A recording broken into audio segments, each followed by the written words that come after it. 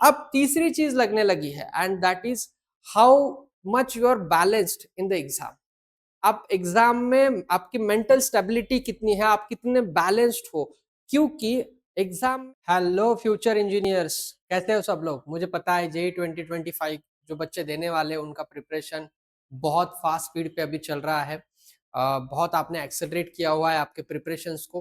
तो सिंस अभी 15 दिन बाकी है एग्जाम के लिए, तो लास्ट 15 डेज की स्ट्रैटेजी क्या होनी चाहिए, मुझे ऐसा लगा कि इसके ऊपर एक वीडियो बनाना चाहिए। तो एक जनरल स्ट्रैटेजी जो होती है आगे के 15 दिन में आपको किस तरीके से प्लान आउट करना है, इसका एक पूरा रोड मैप या किस तरीके से आप स्ट्रैटेजी को एग्जीक्यूट कर सकते हो, इसके बारे में सारी बातें आज के इस वीडियो में मैं बताने वाला हूँ। सो आज हम कुछ पॉइंट्स ऐसे देखने वाले हैं कि जिसमें आपको शायद वो पॉइंट्स पता भी होंगे या शायद पता भी नहीं होंगे, बट अगर उन पॉइंट्स को अगर आपने निग्लेक्ट कर दिया तो फिर प्रॉब्लम हो सकता है।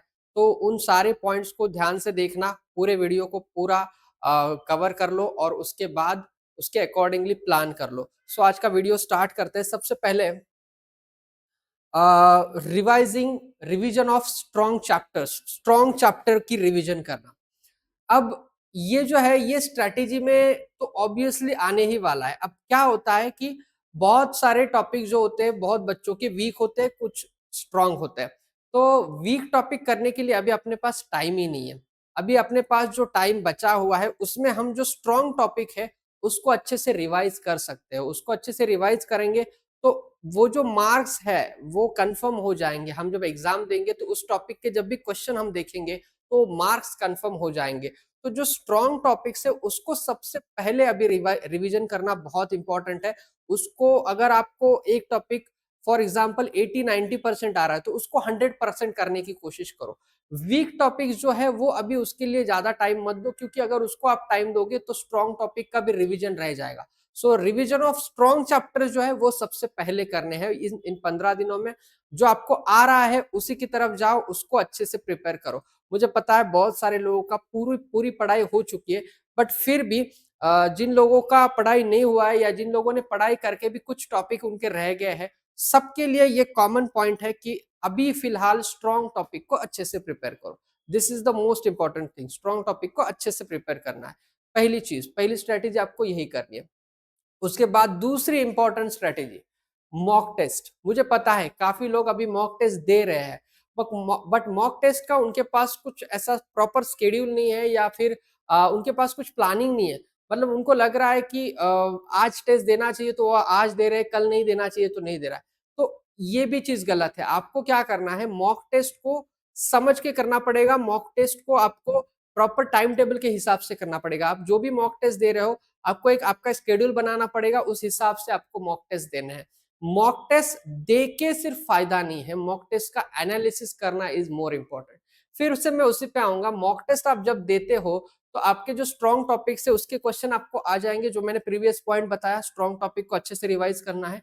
वीक टॉपिक जो है, वीक टॉपिक के भी उसमें क्वेश्चन आएंगे ऑब्वियसली। आप फुल लेंथ के मॉक टेस्ट दोगे तो उसमें क्या होगा कि वीक टॉपिक के आप पैरेलली जो है कॉन्सेप्ट थोड़े थोड़े आप स्ट्रॉन्ग कर सकते हो।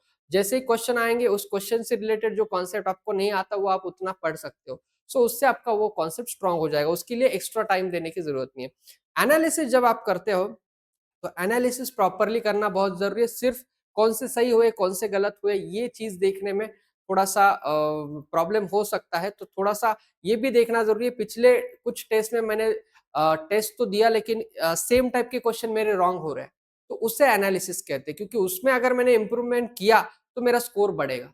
तो ये देखना बहुत जरूरी है। एनालिसिस करना मतलब सिर्फ क्वेश्चन और आंसर देखना नहीं, मेरे कौन से टाइप के सवाल सही हो रहे हैं, कौन से टाइप के सवाल गलत हो रहे हैं, कंसिस्टेंटली कहाँ पे गलती हो रही है, ये सब देखना is called as real analysis. ठीक है। सो मॉक टेस्ट जो आप पहले से दे रहे हो या जो लोग अभी नहीं दे रहे उनको भी मैं रिक्वेस्ट करूंगा कि आने वाले 15 दिनों में मॉक टेस्ट के ऊपर सबसे ज्यादा फोकस रखना है। मॉक टेस्ट जो है वो सॉल्व करने हैं।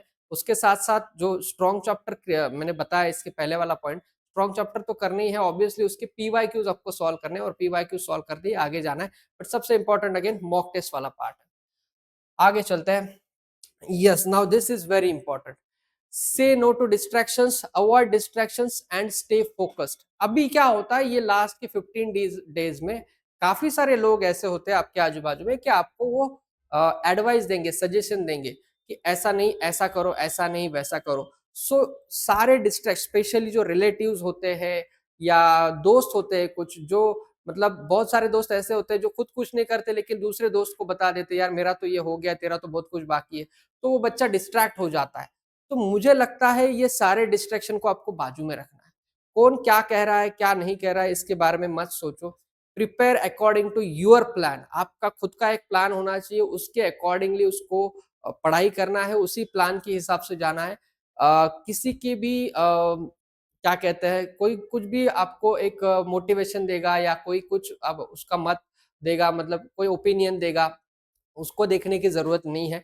आपको लग रहा है कि ये चीज मेरे लिए सही है तो उसी को लेके आगे जाओ। कहने का मतलब डिस्ट्रैक्शन से दूर रहो। दूसरा डिस्ट्रैक्शन है सोशल मीडिया वाला, जिसमें इंस्टाग्राम है या फिर आपका फेसबुक है या व्हाट्सएप है, जो भी है, ये सारे डिस्ट्रैक्शन ये भी बाजू में रखो। 15 दिन पूरा फोकस से पढ़ाई करो। आपके पास बहुत समय है, अभी पूरा दिन आपके पास रहता है जिसमें आपको सिर्फ एक या दो मॉक टेस्ट देना है। बाकी का पूरा समय आपके पास रहता है जिसमें आप प्रॉपरली रिवाइज कर सकते हो सारी चीजों को और उसके साथ साथ आगे जा सकते हो। ठीक है, सो फोकस रहना इज वेरी वेरी इंपॉर्टेंट। और इसमें और एक बात मैं बताना भूल गया, हमारे यूट्यूब चैनल पे हमने ऑलरेडी स्कोर बूस्टर सीरीज में सारे टॉपिक्स कवर किए, सारे टॉपिक के पीवाईक्यूज कवर किए जो जेई 2024 में आए थे। उसके साथ साथ मैंने एक लास्ट लेक्चर भी लिया था, लास्ट वाला, जिसमें मोस्ट रिपीटेड क्वेश्चंस आए थे, तो वो वाला भी लेक्चर आप देख सकते हो, सो दैट आपको पता चलेगा कि रिपीटेड क्वेश्चन आ रहे हैं तो उतने मार्क्स तो फिक्स होने वाले हैं हमारे। तो वो टाइप के क्वेश्चन भी आप कर सकते हो। बाकी के सारे टॉपिक्स की पीवाईक्यूज प्लेलिस्ट में आपको मिलेंगे स्कोर बूस्टर सीरीज 2024 पे हमारे चैनल पे पिरामिड मैथ्स एकेडमी, तो आप उसमें से भी आप सारी चीजें पढ़ सकते हो। तो ये वाला एक पार्ट हो गया। उसके बाद नेक्स्ट पार्ट है that is maintain proper sleep cycle.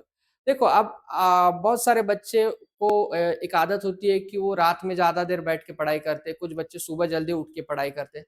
Now ये डिपेंड करता है स्टूडेंट के इंडिविजुअल हैबिट के ऊपर, ये कि किस तरीके से पढ़ाई करना है। कभी कभी किसी बच्चों को लगता है कि नहीं नहीं मेरा रात में कंसंट्रेशन होता है तो मैं रात में ज्यादा पढ़ता हूँ, कोई बच्चा बोलता है नहीं मेरे को सुबह अच्छा लगता है तो मैं सुबह पढ़ता हूँ। तो ये डिपेंड करता था इसके पहले, तो कभी भी आप पढ़ सकते थे, बट अभी सिंस अभी 15 दिन बाकी है, कुछ दिनों में एडमिट कार्ड आ जाएगा, उसके पहले वो आपको शिफ्ट वगैरह चीजें मिल जाएगी, डेट मिल जाएगा, शिफ्ट मिल जाएगी। तो आपको अभी जो आपका स्लीप साइकिल है वो प्रॉपरली मेंटेन करना है। स्लीप साइकिल मतलब अगर आप रात में पढ़ के सुबह अगर सोते हो, अगर आपके बॉडी को वही आदत लग गई तो फिर आपको एग्जाम के वक्त प्रॉब्लम हो सकता है। तो इसको थोड़ा सा अवॉइड करने के लिए अभी से आपको प्रॉपर स्लीप साइकिल को मेंटेन करना है। मतलब रात में जो है आपको 6 से 7 घंटे जो भी है आप सोते हो तो वो उसी को मेंटेन करना है। रात में पढ़ाई कम करके दिन में ज्यादा पढ़ाई करो, सो दैट आपको जब आप एग्जाम दोगे तो एक्चुअल एग्जाम में नींद ना आए। That was the intention, right? तो स्लीप साइकिल को मेंटेन करना बहुत ज्यादा जरूरी है। आपको जो पढ़ाई करनी है वो आप दिन में कर सकते हो और रात की जो स्लीप है वो कॉन्स्टेंटली लेना जरूरी है, सिंस आपके एग्जाम नजदीक आ रही है इसके लिए। सो ये एक बहुत ही इंपॉर्टेंट पॉइंट मैंने बताया यहाँ पे। यस, उसके बाद नेक्स्ट है, नेक्स्ट पॉइंट जो है वो है आपका have a positive mindset. Now this is the most important. ये तो सबसे इंपॉर्टेंट पॉइंट है कि आई कांट डू इट से आई कैन डू इट। मतलब बहुत सारे बच्चे ऐसे होते हैं कि जिन लोगों को पहले से ही लगता है कि मेरा जेई नहीं हो सकता, तो वो तो दिमाग में ही लेके जाते हैं। तो अगर आप पहले से ही दिमाग में ये चीज डालोगे कि नहीं नहीं मेरा जेई तो होने वाला ही नहीं है, मुझे तो रिपीट करना है या मेरे को ड्रॉप लेना है या मेरे को और किसी एग्जाम की प्रिपरेशन करनी है, तो फिर वो तो वैसे भी नहीं होने वाला। आपको एक पॉजिटिव फ्रेम ऑफ माइंड से जाना पड़ेगा, पॉजिटिव एटीट्यूड रखना पड़ेगा, सो दैट आपका एग्जाम में जो है आपको कैसे भी पेपर आए still you can attempt it.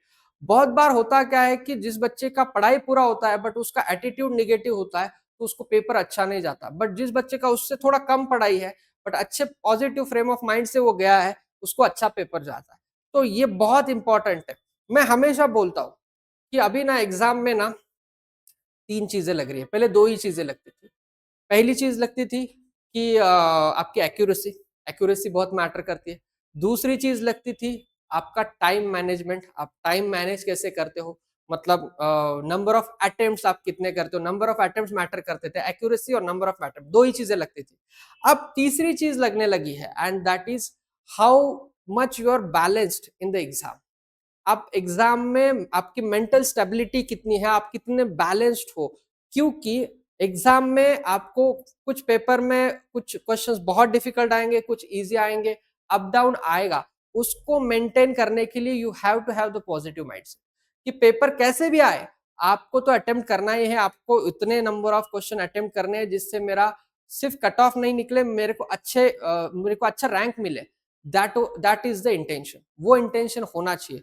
तो मिनिमम हर एक बच्चे के दिमाग में होता है कि मुझे इतने इतने नंबर ऑफ क्वेश्चंस अटेम्प्ट करने हैं, तो उस हिसाब से उसको जाना चाहिए।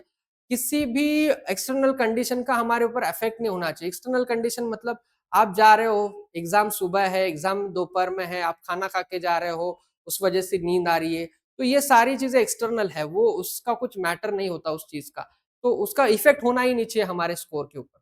आपका पेपर कभी भी आए, आपका स्कोर जो है वो वही आने वाला है जो आपने पढ़ाई की है और जो आपने मेहनत की है। 2 साल मुझे पता है काफी सारे बच्चों ने बहुत अच्छे से पढ़ाई की है, बहुत मेहनत करके आगे गए बच्चे, और जो लोग अच्छे से प्रिपरेशन कर रहे हैं आखिरी 15 दिनों में भी, वो उसी स्पीड से आगे जाने वाले या उससे ज्यादा स्पीड से आगे जाने वाले। तो मुझे लगता है कि अगर एक पॉजिटिव एटीट्यूड रहेगा तो वो जो आपकी जो मेहनत है वो रंग लाने वाली है, अगर आप पॉजिटिव एटीट्यूड से गए तो आपको पॉजिटिव एटीट्यूड रख के जाना है। और जो मैंने आज पॉइंट्स बताए कि आपका मॉक टेस्ट हुआ, हाँ मॉक टेस्ट के बारे में और एक चीज मैं बताना भूल गया। मॉक टेस्ट हमेशा ये रिफ्लेक्ट करता है कि आपका फाइनल स्कोर क्या आने वाला। तो मॉक टेस्ट में अभी जो स्कोर आ रहा है ऑलमोस्ट उतना या उससे ज्यादा स्कोर आएगा। बहुत सारे बच्चे मॉक टेस्ट के कम स्कोर से डर जाते हैं, तो डरने की बिल्कुल भी बात नहीं है, आप मॉक टेस्ट देते रहो। लेकिन मॉक टेस्ट देने के साथ साथ आपको एक चीज करनी है, एनालिसिस प्रॉपर करना है। So that is the main thing. आप अगर एनालिसिस प्रॉपरली करोगे you can get the things very easy. ठीक है, सो ये कुछ स्ट्रेटेजी वाले पॉइंट्स थे। ये 15 दिन में आपके लास्ट के 15 डेज में आपको इसी को फॉलो करना है, और उसके बाद आपको अच्छा पेपर जाएगा, मुझे पता है, क्योंकि आपने बहुत अच्छे से मेहनत करके पढ़ाई करके आप यहाँ तक पहुंचे हो। So all the best for the exam. YouTube channel पे मिलते रहेंगे, उसके बाद जो भी अपडेट आएंगे वो भी मैं बताते रहूंगा। So keep watching our channel Pyramid Maths Academy. Thank you very much.